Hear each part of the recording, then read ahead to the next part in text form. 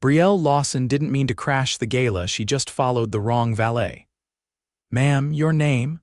the hostess at the front check-in asked, eyeing her thrift store clutch with the kind of suspicion usually reserved for counterfeit bills. Brielle's eyes darted around the marble foyer.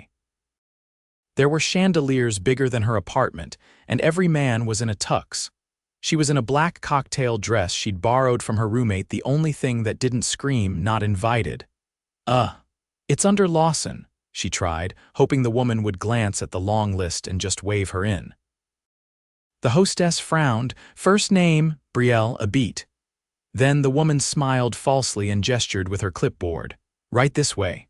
Wait, that worked. As Brielle stepped into the main hall, her breath caught. The room sparkled. Literally. There were crystal centerpieces, floor-to-ceiling windows with a view of the city skyline, and a 7-piece string orchestra setting the mood like it was a scene from a movie. She didn't belong here. Not even close. She was just supposed to drop off her roommate's dry cleaning 2 blocks down. But she'd seen a valet, thought it was the right place, and before she knew it, someone had taken her keys and opened a door. Now she was in a place where champagne was being poured like water, and the women looked like they stepped off magazine covers. Brielle made a beeline for a cluster of tall greenery, pretending to check her phone while she internally screamed. "Excuse me," a deep voice said behind her. "Are you hiding or just avoiding eye contact like the rest of them?" She turned, startled, and nearly lost her balance in her heels. He was tall, dressed in a tux that looked like it was made for him, with a jawline carved by the gods and eyes the color of rain-soaked stone. His hair was slightly tousled, like he hadn't tried too hard, and somehow that made him even more dangerous. I'm definitely hiding," Brielle admitted, suddenly aware of the way her dress didn't quite fit right. "But you're not supposed to say that out loud. It's gala etiquette, I think," he chuckled. My mistake, I'm Walker Grant." He offered a hand, her breath hitched. His name sounded familiar. Too familiar, she shook his hand anyway, trying not to look like a deer in headlights. "Brielle Lawson. Nice to meet you, Brielle Lawson." He looked at her like she was the most interesting person in the room. "Who invited you, that was it? Game over?" "Oh, my friend. She couldn't make it last minute, so I kind of stepped in." Her voice cracked slightly, but she forced a smile. Walker tilted his head. "Really? What's your friend's name?" Panic. "Claire," pause, "Claire Bennett." He studied her for a second, then just smiled. "Well, Claire Bennett has excellent taste in stand-ins." She blinked. "You're not gonna call security?" "I'm flattered you think I have that kind of power," he said lightly. "Come on. I'll introduce you to the bar." He led her toward the back, past servers holding trays of truffle canapés and gold-dusted desserts. The bar was as ridiculous as everything else, lit from beneath, glowing like it was blessed. "Champagne?" he asked. "I shouldn't." "I'm not even supposed to be here." Walker leaned in slightly. "That's exactly why you should." She laughed before she could stop herself. 1 glass turned into 2. 2 turned into dancing. At first she was stiff, nervous, but Walker was easy to be around. He wasn't trying too hard. He wasn't calling attention to her dress or asking what she did for a living. He listened. He joked. He asked about her art, her real passion, the one she only pursued on weekends between working double shifts at a cafe. And he looked at her like none of that made her any less than the glittering heiresses circling the ballroom in designer gowns. As the night wore on, the music slowed. He reached for her hand. "Dance with me again." "You've already danced with me 3 times, I'm stubborn." She let him pull her back into the crowd. The lights dimmed slightly, and the city lights outside glowed like stars. "You're different," he said, his voice low near her ear. "You're not trying to impress anyone," she met his gaze. "That's because I'm not supposed to be here." "I disagree," he said. "You're exactly where you're meant to be." She didn't know what to say to that. Her heart was beating too fast. Then a man in a headset came over, whispering something in Walker's ear. He nodded once, then turned back to her. "I have to make a speech," he said. "Will you stay?" "Stay," she echoed. "I want you to hear it." He gave her one last look and headed for the stage.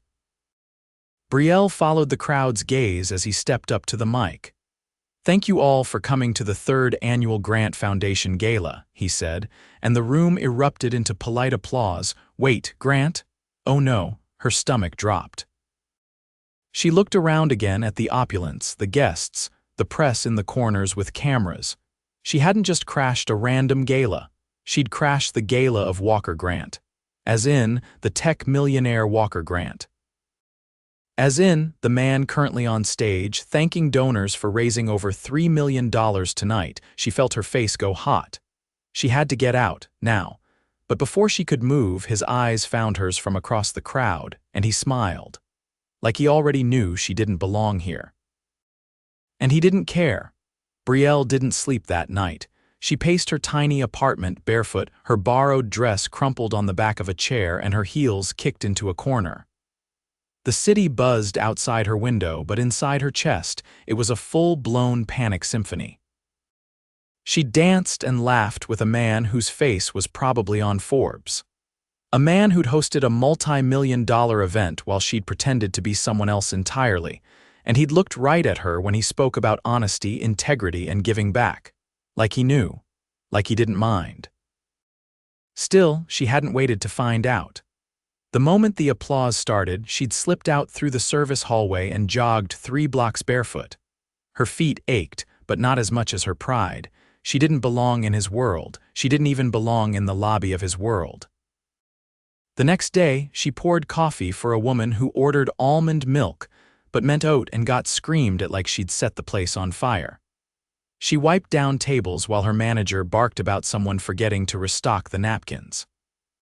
And all the while, Walker Grant's voice played in her head smooth, amused, focused entirely on her like there was nothing else in the room.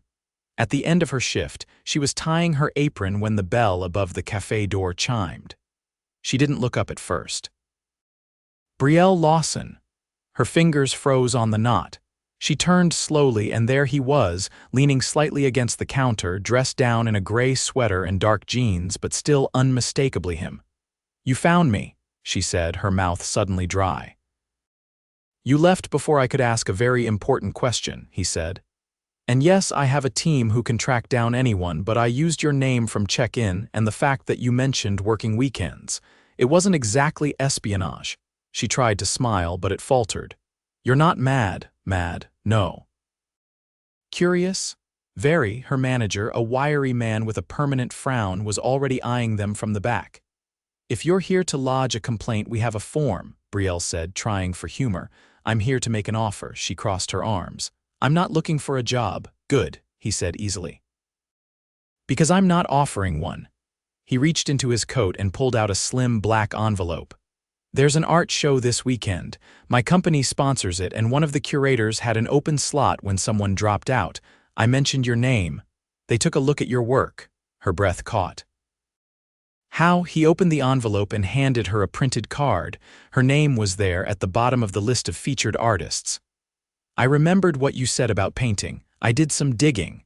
Your online portfolio is small but good, raw, honest." Her fingers curled around the card. "You're serious. I don't do things halfway. Why would you do this for me?" "I don't know yet," he said. "Maybe I just like returning the favor. You made last night the least tedious gala I've been to in years." She stared at the card again, then up at him. "I don't have the money to frame new pieces, and I'd have to take off work." "I've already arranged it with your manager," he said before she could argue. He was surprisingly easy to bribe with espresso machine upgrades. He gestured toward the back, and she turned just in time to see her manager pretending to wipe down a sugar dispenser while not so subtly nodding in approval. She blinked. "You paid him off. I prefer incentivized cooperation." "This is insane." "No, this is opportunity," he said. "Say yes." She bit her lip. "I'll think about it." "Fair, but think quickly. They need the final lineup by tomorrow." He pushed away from the counter. "I'll be at the gallery Friday." "I hope I'll see you there." He walked out without waiting for a reply. That night she dug out her canvases from behind the couch. They were unframed, unpolished, some half-finished, but they were hers. Friday came too fast. She hadn't eaten all day, her hands were shaking, and the dress she wore was from a vintage shop she'd sworn never to set foot in again after the cashier had openly judged her debit card. Still, she stepped into the gallery. The room was sleek, modern, filled with sharp lines and soft lighting. People milled about with wine glasses, murmuring praise in low tones. Her name sat beneath a piece she'd painted the year her mother passed a riot of color and grief she never meant to show anyone. Brielle. She turned. Walker stood beside her, hands in his pockets. "You came," she said. "I said I would." A woman paused in front of her painting. "This one," she said to her companion. "It's the most honest thing here tonight." Brielle's throat tightened. "You belong here," Walker said, his voice lower now. "I invaded your world by accident," she whispered. "And now you're dragging me further into it on purpose." "I'm not dragging you, I'm holding the door open." She looked up at him, her heart pounding. "I'm not someone you date," she said carefully. "My rent is overdue. I wear shoes until they fall apart.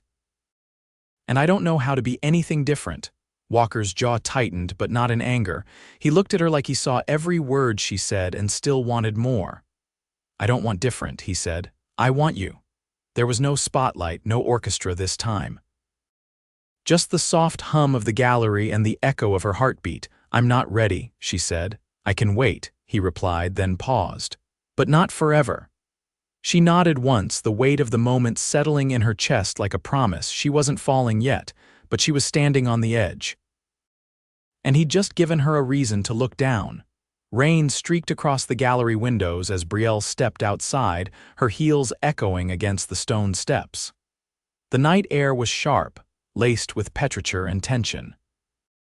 Behind her, the buzz of the exhibit faded, replaced by the sound of tires slowing against wet pavement. A sleek black car pulled up, its headlights casting long shadows. The passenger door opened before she could protest. "Get in," Walker said from the back seat. "You walked here." She hesitated, one hand tightening around the handle of her umbrella. "You were watching the entrance. I was hoping you'd let me drive you." She slid in, the leather interior warm against her skin. The door shut with a quiet click, sealing them inside a world far removed from her own. "You didn't stay long," he said, watching her. "I saw what I needed to. You didn't talk to anyone.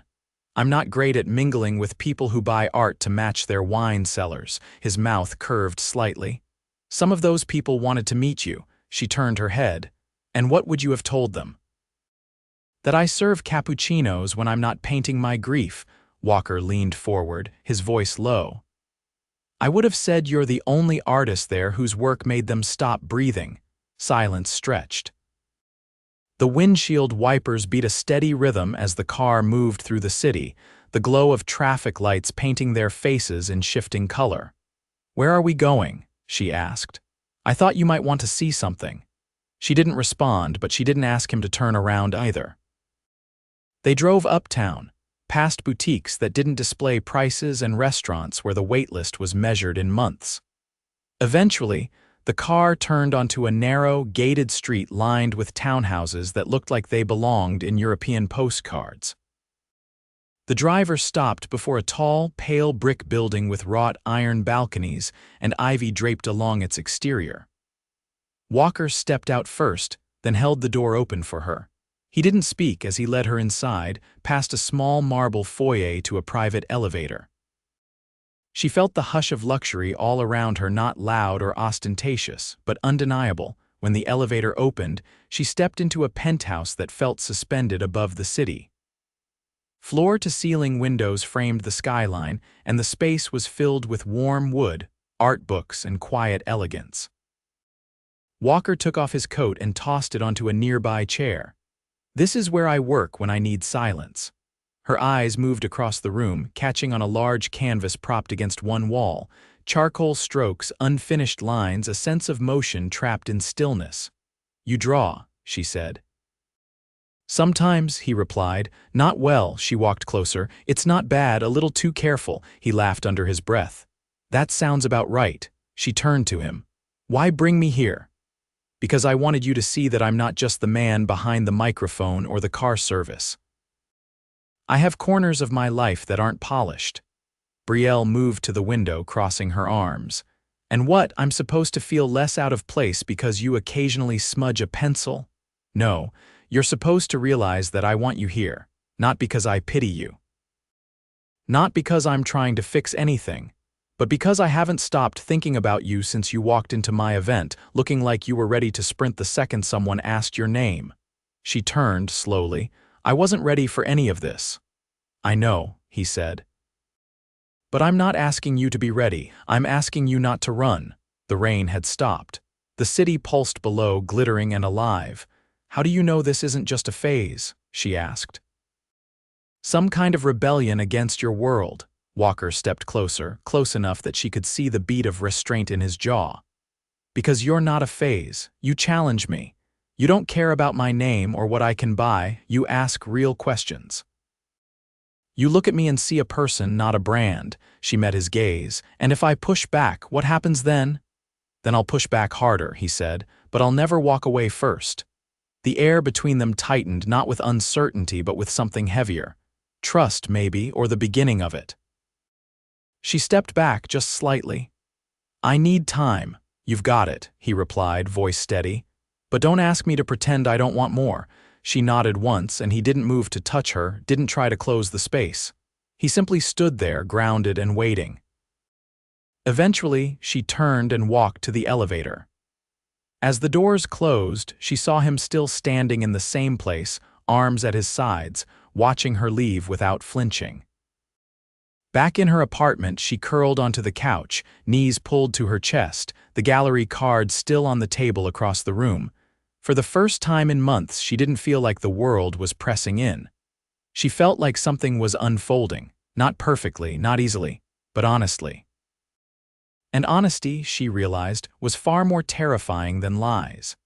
Because it meant she had something to lose. The wind tugged at Brielle's coat as she stood on the rooftop terrace, her hands curled tightly around a ceramic mug. Below, the city stretched for miles, a river of light and motion, but up here, it was quiet, still, the kind of stillness that demanded decisions. She hadn't answered Walker's calls in 2 days, not because she was avoiding him, but because she didn't know what to say. He had given her space just like he promised, no messages, no pressure, just silence, and somehow that made it worse. Didn't expect you to be up here. She turned. Her roommate, Tasha, stepped out, barefoot, wrapped in a throw blanket. Didn't expect you to be awake. I heard you pacing. Thought you might need backup. Brielle smiled faintly. I'm fine. Tasha raised an eyebrow. The kind of fine that ends with you staring into your tea like it's going to give you life advice, Brielle exhaled. He's too much, too many layers. Too many rooms I can't follow him into. Then don't follow him, Tasha said, sitting on the ledge. Make him come to you. He already did. Then maybe it's your turn. Brielle didn't respond. The city lights blurred behind the fog on her lashes. Later that morning, she walked into the gallery again, unannounced this time, and found the curator rearranging lighting for a new exhibit. I need to pick up my canvas, she said quickly. I wasn't planning on selling it. The curator looked up. It's already been purchased. She froze. By who? Didn't say, but they paid full asking price and left a note. He handed her a folded card. Inside, in clean handwriting, were 6 words. Some things are too rare to lose. No name, no signature, but she knew. That evening, she took the subway uptown not because she had to, but because she needed the time to steady herself. When she reached Walker's building, the doorman gave her a knowing nod and sent her straight up. She stepped into the penthouse and found it empty but not silent. A piano played softly from another room. She followed the sound. He sat at the keys, head bowed, his fingers moving with quiet precision. It wasn't a melody she recognized, and maybe that was the point. It wasn't for anyone else. She didn't speak. She didn't move until he finished.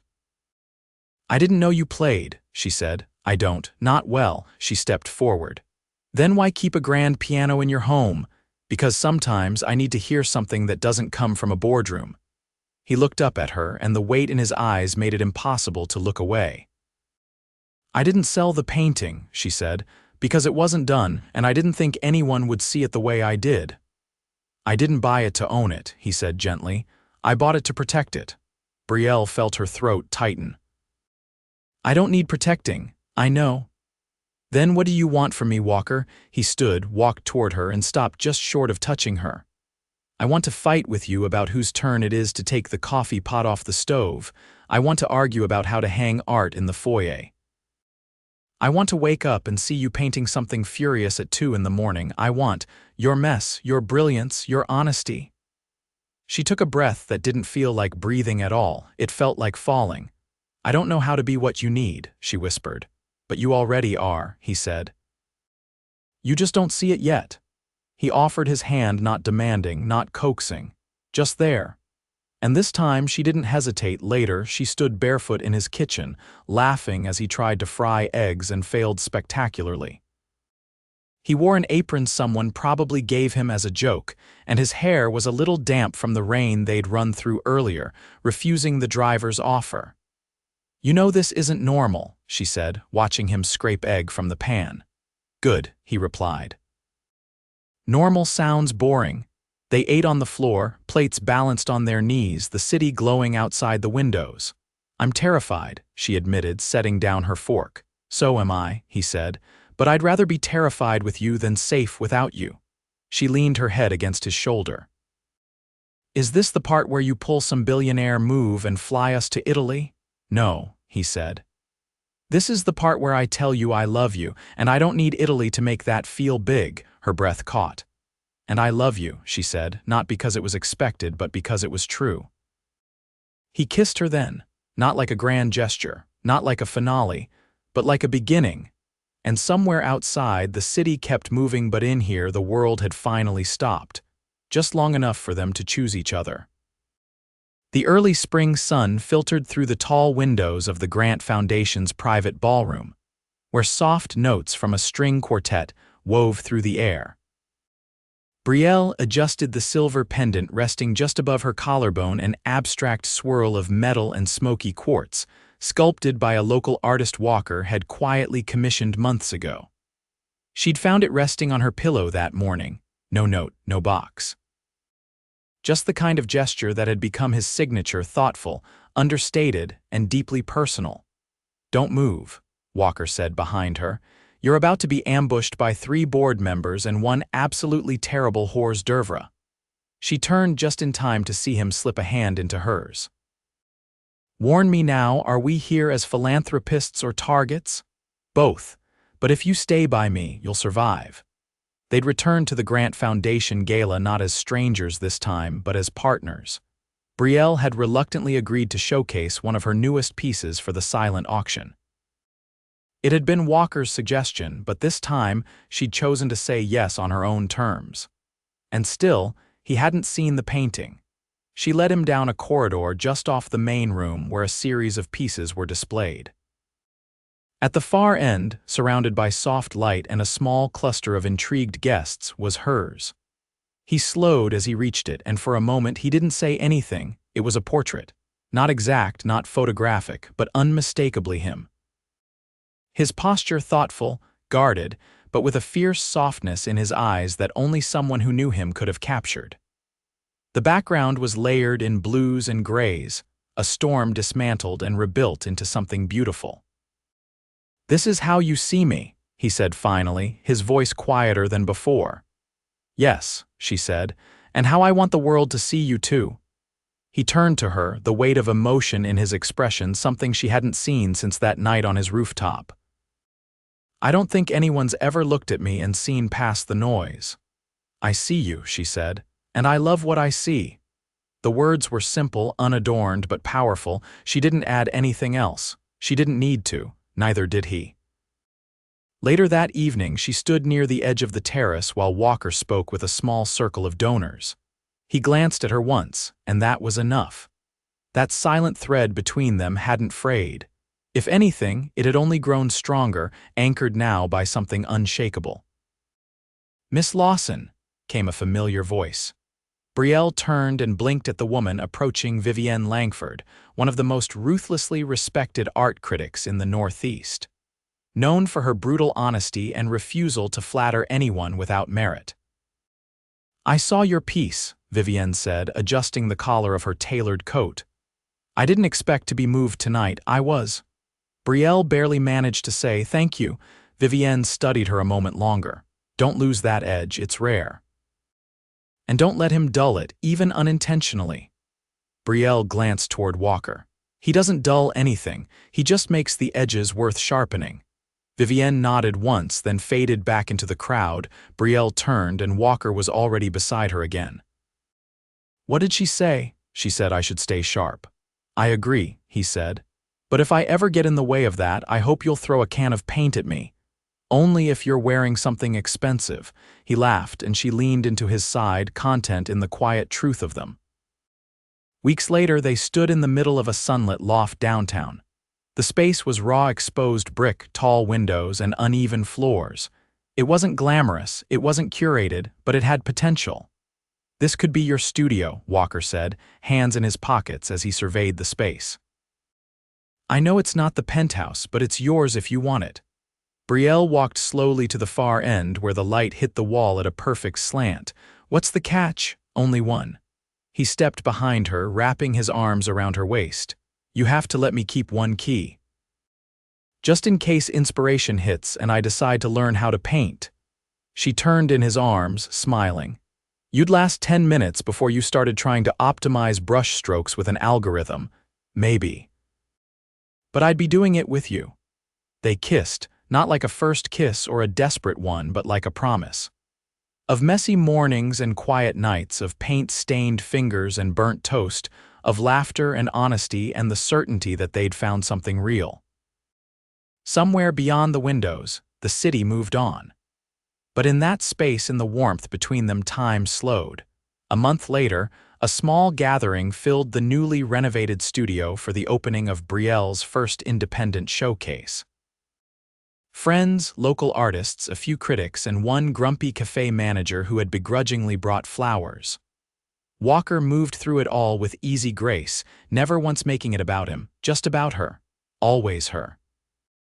At the end of the night, when the last guest had gone and her shoes were abandoned somewhere under a display table, she leaned back against him, her head resting on his shoulder. "I never thought a mistake would lead me here," she murmured. "It wasn't a mistake," he said. "It was fate disguised as a valet," she laughed, turning to face him. "You really believe that?" "I believe in you," he said. Everything else just followed. They stood there in the center of a room she'd filled with color, light, and pieces of herself. And beside her, as always, was the man who'd never asked her to change, only dared her to dream. They didn't need to say the rest. It was already written in brushstrokes and shared silences, in every decision to stay, to fight, to believe. And so they did together. Always.